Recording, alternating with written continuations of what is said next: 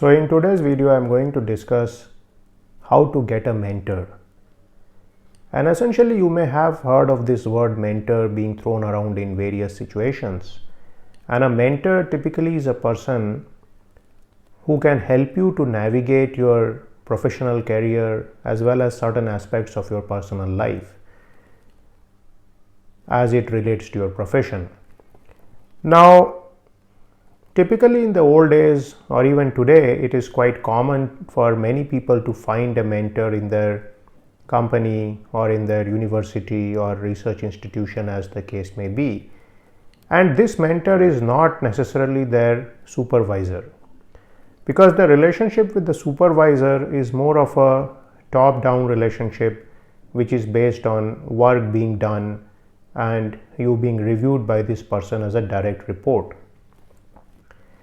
Now, the supervisor is actually supposed to play the role of a mentor and to give you guidance on various aspects of your profession and so on. For example, if you are a PhD student, the supervisor is supposed to tell you how to write a paper, what are the good journals where you should submit papers, how you can do a literature survey, what are the good conferences in your field, what are the possible jobs you can get at the end of your PhD program, and so on. Similarly, if you are working in a company, your boss is supposed to tell you what are the skills you need to improve your research, what are the short courses you should take to improve your work, any programming languages you need to learn, what are your deficiencies, what are your strengths, and so on. And most companies have a structure in which they have some kind of feedback mechanism by which they do this, and this takes the form of the yearly review. Now, one of the problems with this situation is that this yearly review is very much tied to your pay raise and promotion situations, and therefore the supervisors start playing a negative role here and try to make the employee feel that he has not done a lot of work and that he has a lot of lacunas in his personality and in his skill set, so that they do not have to give this person a big raise or to give him a promotion. And therefore this person is no longer playing the role of a mentor, but is more in the role of a person who is trying to limit this person's growth, though this is not the way it should be, but this is how it ends up in many situations.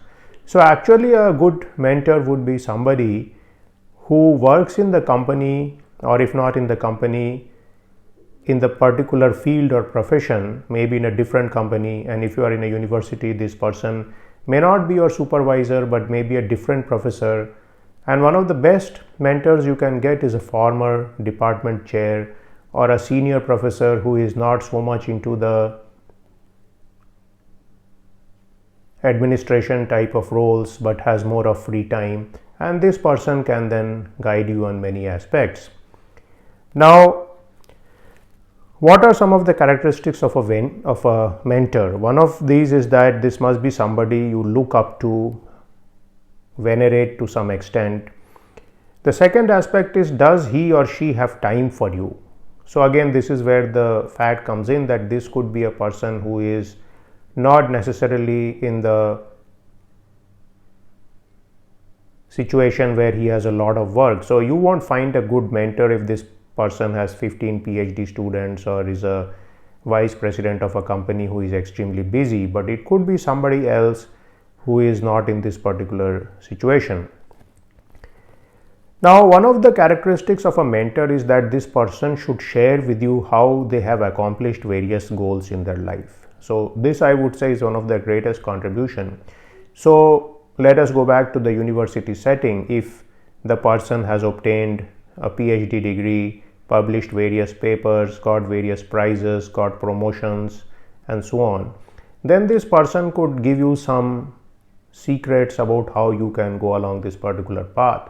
Because while there are many aspects which are disclosed to you by your supervisor and by his supervisor and so on, these people do not tell you the whole picture.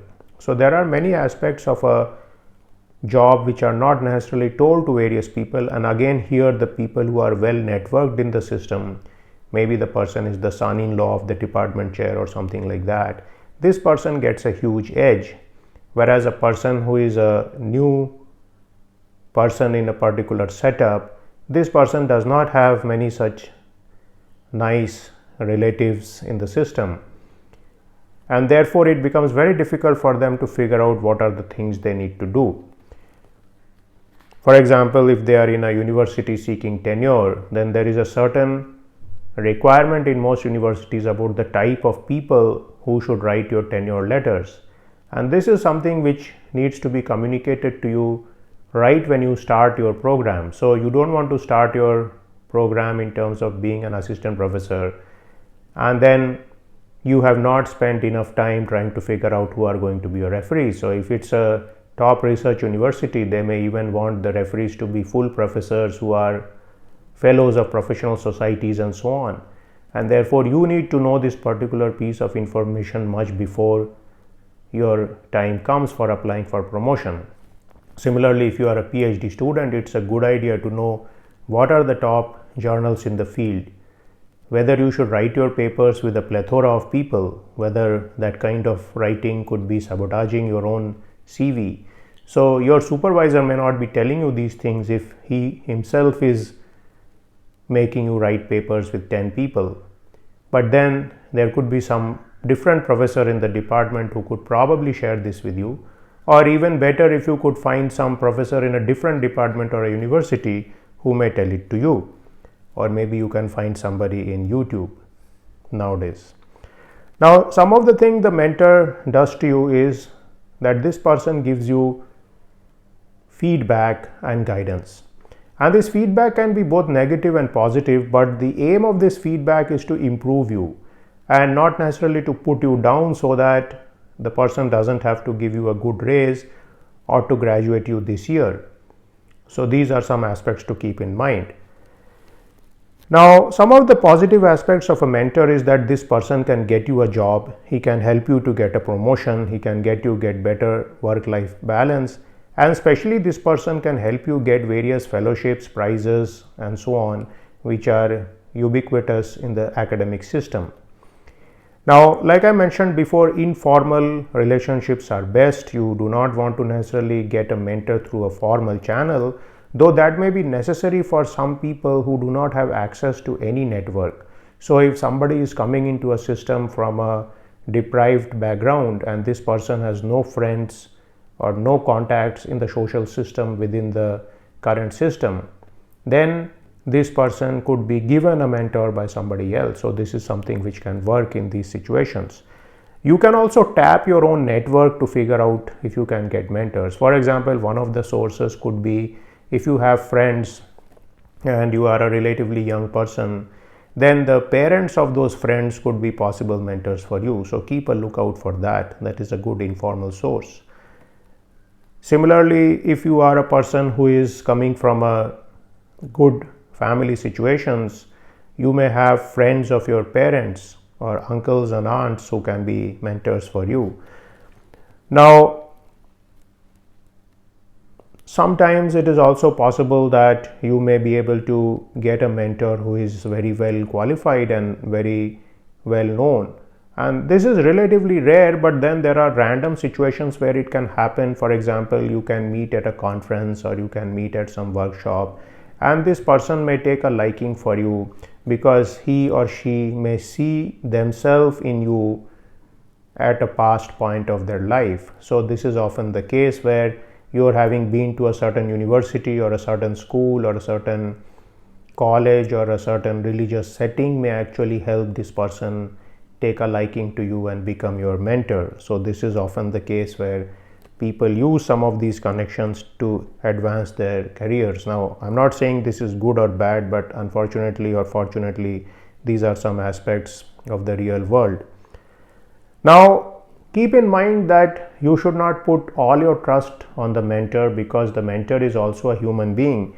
And there have been so many cases throughout history and mythology that the mentors have actually sabotaged the mentees. And this kind of situation starts happening when the mentor has to choose between several mentees. And then again, it is a situation where this person may have his favorite mentees. and that is something you could keep in mind.